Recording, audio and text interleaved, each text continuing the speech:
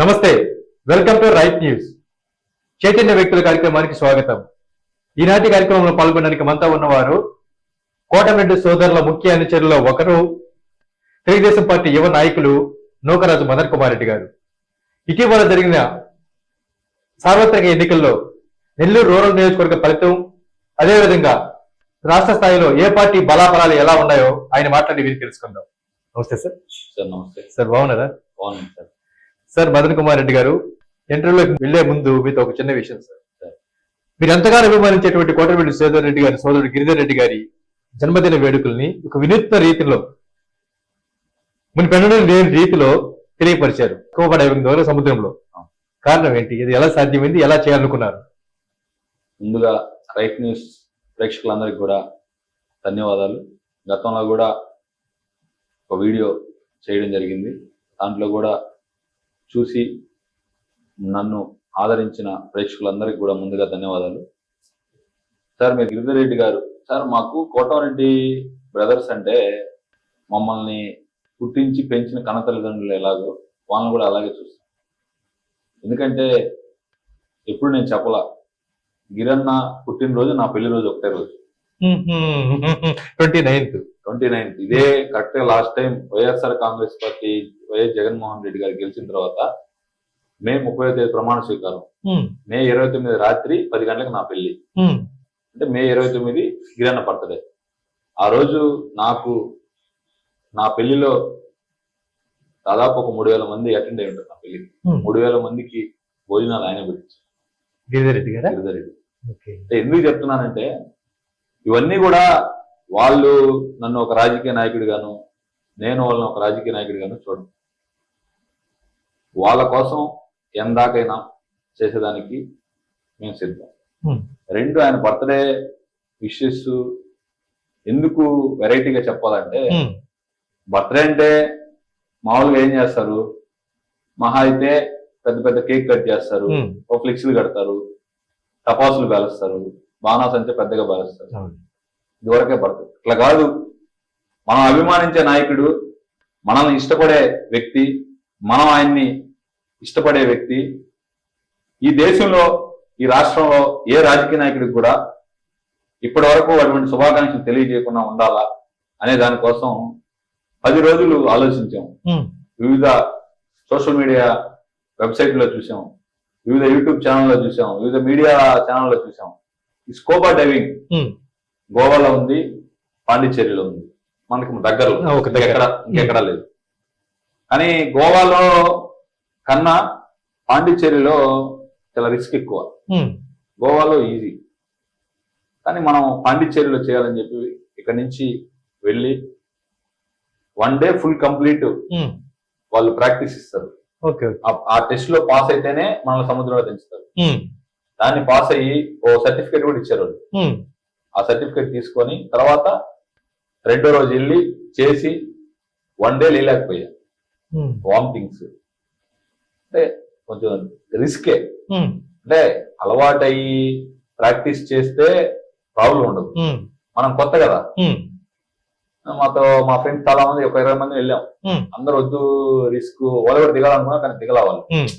ఎందుకు రిస్క్, ఎందుకు ఇంక వేరే ఏదన్నా తిరగదాం, సముద్రంలో మనం ఫ్లెక్స్ పట్టుకొని సముద్రం అంతా తిరగదాం, అవన్నీ చేస్తున్నారు, అందరు చేస్తున్నారు. అవి కాదు, మనం ఏం చేయలా, ఇప్పుడు దాకా చేయలా, చేయకూడదు, చేయాలా అనే దానికోసం అందరూ వద్దన్నా కూడా నా ఓన్ రిస్క్ తో దిగి స్కూబా డైవింగ్ ద్వారా నేను అనుకున్నట్టుగా బర్త్డే విషయం తెలియజేస్తాను.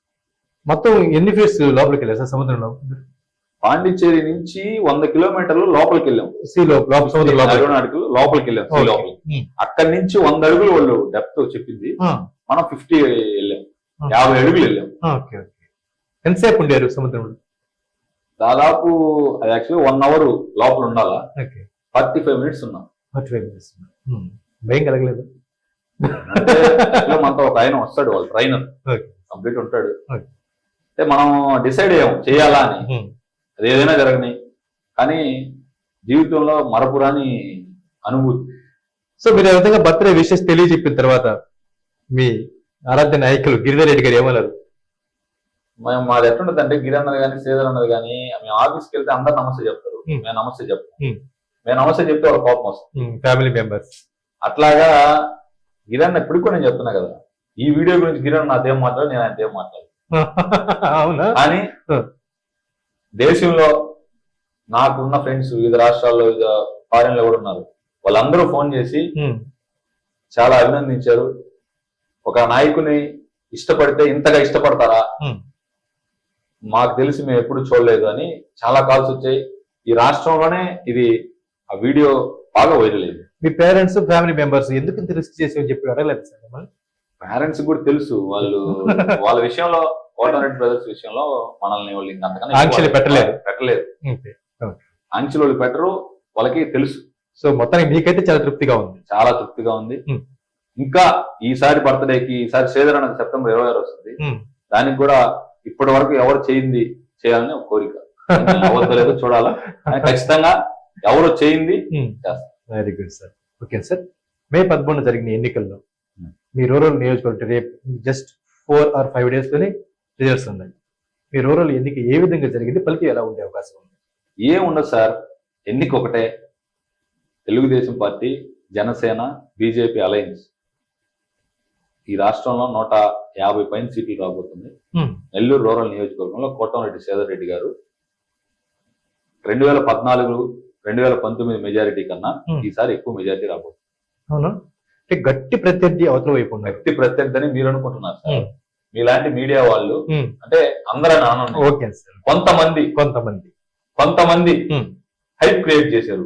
అమ్మో అదిగో బుజ్జి, అదిగో చెట్టు, అదిగో అమ్మో అదిగో ఆ మర్రి చెట్టు త్వరలో దెయ్యం, అమ్మో ఆదాల ప్రభాకర్ రెడ్డి, అమ్మో ఆదాల ప్రభాకర్ రెడ్డి అని. ఆదాల ప్రభాకర్ రెడ్డి అనే వ్యక్తి, నేను సింపుల్ 1 నిమిషాల క్యాలిక్యులేషన్ చెప్తా. 2009లో ఆయన పోటీ చేశాడు, అంతేనా? ఎమ్మెల్యేగా 14లో చేయాల, 2019లో చేయాలి, ఎమ్మెల్యేగా పోటీ చేయాలి. 2014లో తెలుగుదేశం పార్టీ తరఫున ఎంపీ అభ్యర్థిగా పోటీ చేశాడు, ఓడిపోయాడు. 2019లో వైఎస్ఆర్ కాంగ్రెస్ పార్టీ ఎంపీ అభ్యర్థిగా పోటీ చేశాడు, గెలిచాడు. అంటే 2014 నుంచి 2024కి దాదాపు 10 సంవత్సరాలు ఆయన ప్రత్యక్ష రాజకీయాల్లో ఎన్నికలు చేయాల. ఎంపీగా పోటీ చేస్తాడు, ఎమ్మెల్యే మీద వదిలిపెడతారు. 2014కి 2024కి రాజకీయాలు చాలా మారాయి.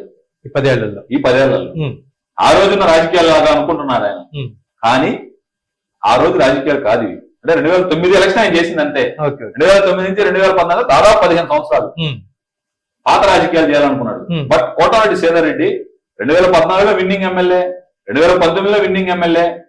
ఈ రాష్ట్రంలో ఏదైనా ఒక రాజకీయ పరిజ్ఞానంతో రాజకీయ అంశం మీద అంచనా వేయగలిగే ఒక 5 మంది అనుకుంటే దాంట్లో ఒకటి కోటారెడ్డి శ్రీధర్ రెడ్డి. అంటే ప్రజానాడిని అంచనా వేయడంలో ఈ రాష్ట్రంలో నేను చెప్పేది, ఈ 2 తెలుగు రాష్ట్రాల్లో నేను గర్వంగా చెప్పగలుగుతాను. అందుకే జగన్మోహన్ రెడ్డి గారి పరిపాలన, జగన్మోహన్ రెడ్డి గారు తీసుకున్నటువంటి నిర్ణయాలు, జగన్మోహన్ రెడ్డి గారు తీసుకున్నటువంటి ప్రజా వ్యతిరేక నిర్ణయాలు ఈ రాష్ట్రంలో ఏ నాయకుడు పసిగట్ల. ఆయన ఎప్పుడు పసిగట్టుంటే 1.5 సంవత్సరం ముందు అధికారాన్ని వదులుకొని తెలుగుదేశం పార్టీకి వెళ్తారు. ఒకసారి ఆలోచించారు.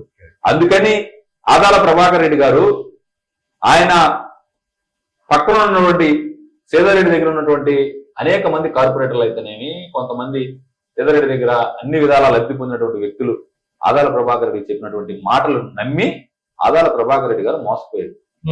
అసలు ఎన్నికల్లో ఆదాల ప్రభాకర్ రెడ్డి గారిని మా దగ్గర, శ్రీధరన్న దగ్గర ఉన్నటువంటి కార్పొరేటర్లు అందరూ కూడా మోసం చేశారు. అది ఆదాల ప్రభాకర్ రెడ్డి గారికి కూడా తెలుసు. తెలిసి అందరినీ మందలించి కొన్ని మీడియాలో చెప్పలేము, ఫోన్లు చేసి ఆఫీస్ కి రమ్మంటే ఫోన్లు స్విచ్ ఆఫ్ చేసుకొని చాలా మంది కార్పొరేటర్లు అనుచరులు, ఆదాల ప్రభాకర్ రెడ్డి గారి అనుచరులు ఎవరైతే శ్రీధర్ రెడ్డి గారి మీద మేము భయంకరంగా ఎలక్షన్ చేస్తాం, శ్రీధర్ రెడ్డిని ఓడించాలా, శ్రీధర్ రెడ్డి గారిని ఈసారి గెలవలేమని శపథాలు చేసినటువంటి కార్పొరేటర్లు అందరూ ఆదాల ప్రభాకర్ రెడ్డి గారిని నెట్ట నిలువడం మోసం చేసి ఆయన ఇచ్చిన డబ్బులు సోహా చేసి జనాలకు పంచి, కొంత పంచకుండా రకరకాలు ఎన్ని కొన్ని చెప్పలేని ప్రభాకర్ రెడ్డి గారిని మాత్రం పూర్తిగా మోసం చేశారు. అంటే ప్రభాకర్ రెడ్డి గారు మనం ఆయన గురించి పెద్ద స్థాయి వ్యక్తి, కొన్ని మాట్లాడకూడదు. కానీ సో మొత్తానికి ఎన్నికల్లో మాత్రం ప్రభాకర్ రెడ్డి గారికి తన అనుచరుల ద్వారా ఎదురు దెబ్బ తగిలిందంటారు. ఒకటండి అనుచరుల ద్వారా ఒకటి, రెండు నెల్లూరు రూరల్ ప్రజలు కోటమిరెడ్డి శ్రీధర్ ఆదాల ప్రభాకర్ రెడ్డి అంటే కోటమిరెడ్డి శ్రీధర్ పక్కన నిలబడతారు. అది మాకు తెలుసు, కానీ వాళ్ళకి అది తెలియలా. ఆదాల ప్రభాకర్ రెడ్డి ఎవరు? పెద్ద మనిషి, మంచి వ్యక్తి అంటే ఫోన్ చేస్తే ఫోన్ ఎత్తాడా? వాట్సాప్ లో మెసేజ్ పెడితే స్పందిస్తాడా? నా ఇంటి దగ్గర నీళ్లు రాలేదంటే వస్తాడా? ఈ రోజు మా ఈ వీధిలో లైట్ ఎలగట్లేదంటే ఫోన్ ఎత్తాడా? ఆదాల ప్రభాకర్ రెడ్డి గారిని కలవాలంటే ముందు సెక్యూరిటీ, ఇంటి దగ్గర వాచ్మెన్, బయట 100 మంది ఆయన దాటుకొని వెళ్ళాలంటే 3 రోజులు పడుతుంది. అది కూడా కలుస్తామని తెలియదు. శ్రీధర్ రెడ్డికి single phone call, single WhatsApp, ప్రత్యక్షం ఫేస్బుక్ లో మెసేజ్ పెట్టినా కూడా స్పందిస్తాడు. 10 నిమిషాలు అక్కడికి వెళ్తాడు. సమస్య అయితే చేస్తాడు, కాకపోతే కాదని చెప్తాడు, అధికారులను పిలుస్తాడు. ఇది కూడా ఈ రెండు జనాలు శ్రీధర్ రెడ్డి గారిని మళ్ళీ కావాలి అంటే పోల్చుకున్నారు. ఎలక్షన్ 1 వీక్ ముందు జనాలు డిసైడ్ అయ్యారు శ్రీధర్ రెడ్డి, ఆదాల ప్రభాకర్ రెడ్డి. శ్రీధర్ రెడ్డి గారు మనకి ఎప్పుడు ఫోన్ చేసినా అందుబాటులో ఉంటారు. ప్రభాకర్ రెడ్డి గారు మనకు అందుబాటులో ఉంటాడు. డిసైడ్ అయిపోయారు ప్రజలు, అక్కడ డిసైడ్ అయిపోయి ఆడ 50% జనాలు డిసైడ్ అయితే 50% ఎవరైతే ఆదాల ప్రభాకర్ దగ్గర ఉన్నటువంటి మేము తోపులం, మేము తురువును, మేము అది చేస్తాం, ఇది చేస్తాం, మేము 30 ఏళ్ల రాజకీయం అని చెప్పే చాలా మంది సీనియర్ నాయకులు ఆదాల ప్రభాకర్ రెడ్డి గారిని నిట్ట నిలువన ముంచేశారు. దానికే ఓటమికి ఆదాల ప్రభాకర్ రెడ్డి గారి జీవితంలో ఇటువంటి పరాజయం తన జీవితంలో చూడటం ఖచ్చితంగా 25,000 నుంచి 30,000 మెజార్టీతో కోటమిరెడ్డి శ్రీధర్ రెడ్డి గెలవబోతున్నారు. ఓకే సార్, 2019 ఎన్నికలతో పోలిస్తే మన జరిగిన 2024 ఎన్నికల్లో మీ రూరల్ నియోజకవర్గంలో పోలింగ్ శాతం కూడా పెరిగింది. ఇది అధికార పార్టీకి అంటే వాళ్ళ ప్రభుత్వ సంక్షేమ పథకానికి మద్దతుగా వచ్చింది అంటున్నారు సార్. దీనేమంటారు? అదే సార్, నెల్లూరు రూరల్ నియోజకవర్గంలోనే కాదు, ఓవరాల్ గా స్టేట్ మొత్తం కూడా పర్సంటేజ్ పెరిగింది. ఏ అనాలిసిస్ అయినా, ఏ మీడియా ఛానల్ అయినా, ఏ ఎగ్జిట్ పోల్స్ అయినా కూడా అధికార పార్టీకి అనుకూలం అని చెప్పుకోవడం వాళ్ళ అసమర్థత. ఎప్పుడైనా కూడా అది చరిత్ర చెప్పద్ది, స్టాటిస్టిక్స్ చూసుకోండి. గత ఎన్నికల్లో చూడండి, ఎక్కడైనా కూడా పర్సంటేజ్ ఆఫ్ పోలింగ్ పెరిగితే అది ఖచ్చితంగా అధికార పార్టీకి చేటు, ప్రతిపక్షానికి మేలు. ఒకటి సార్, ఇదే గవర్నమెంట్ కావాలనుకునేవాడు అమెరికా నుంచి 2 లక్షలు టికెట్ వేసుకొని వస్తాడా? ఇదే గవర్నమెంట్ కావాలంటే 2 వేలు వేస్తే చాలు కదా. ఎక్కడో ఢిల్లీ నుంచి వాళ్ళ ఫ్యామిలీని ఒకరో 30,000 40,000 ఖర్చు పెట్టుకొని ఫ్లైట్లలో వచ్చి ఓటేసిన నెల్లూరు చాలా మంది ఉన్నారు సార్, నెల్లూరు మామూలు. సో వీళ్ళందరూ ఎందుకు వచ్చారంటే ప్రభుత్వం మారాలి, జగన్మోహన్ రెడ్డి గారి ప్రభుత్వం వద్దు. ఇక్కడ ఈసారి 20% మాత్రమే క్యాండిడేట్లను చూశారు. 80% జగన్ కావాలా వద్దా ఎలక్షన్ జరిగింది.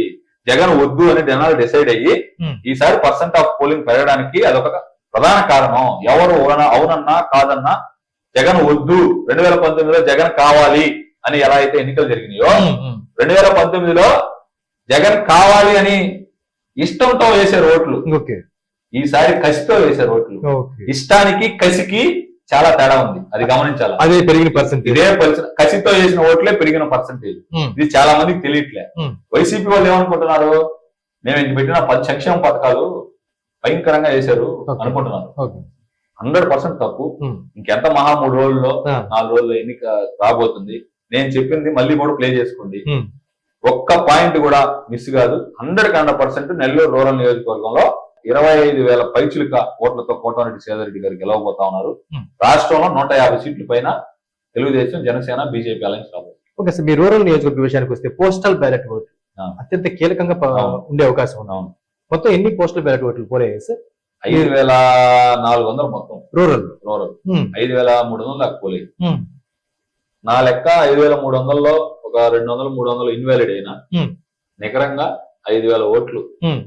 వాళ్ళు చెప్పే లెక్క అంటే పడిన ఓట్లలో 90% తెలుగుదేశంకి అనుకూలంగా పడ్డాయని. అది జగమెరిగిన సత్యం. అది నువ్వు నేను చెప్పేది కాదు.